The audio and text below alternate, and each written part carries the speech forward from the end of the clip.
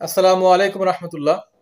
দূরে এবং কাছে দেশে ও প্রবাসে সবাইকে জানাচ্ছি আন্তরিক শুভেচ্ছা এবং অভিনন্দন। সম্মানিত বন্ধুরা, আমাদের হোমিওপ্যাথিক সিস্টেমস অফ মেডিসিনে অনেকগুলো বিষয় রয়েছে।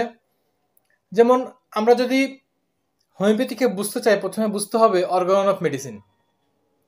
হোমিওপ্যাথিকে যদি আমরা বুঝতে চাই, তাহলে আমাদের প্রথমে বুঝতে হবে অর্গান অফ মেডিসিন।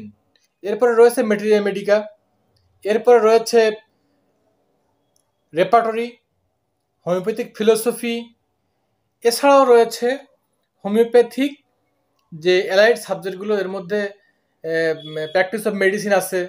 এই বিষয়গুলো আমাদের খুবই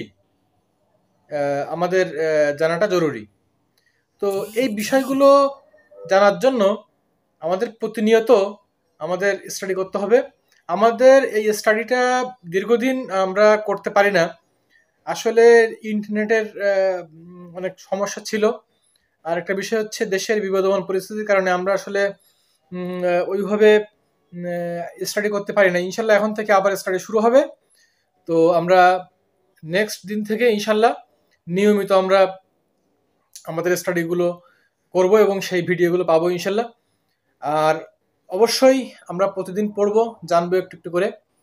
আমরা নিয়মিত স্টাডি করব, নিজেদের জ্ঞানের নলেজটাকে বাড়াবো। এই আশাবাদ ব্যক্ত করে আজকে শেষ করছি। ধন্যবাদ সবাইকে।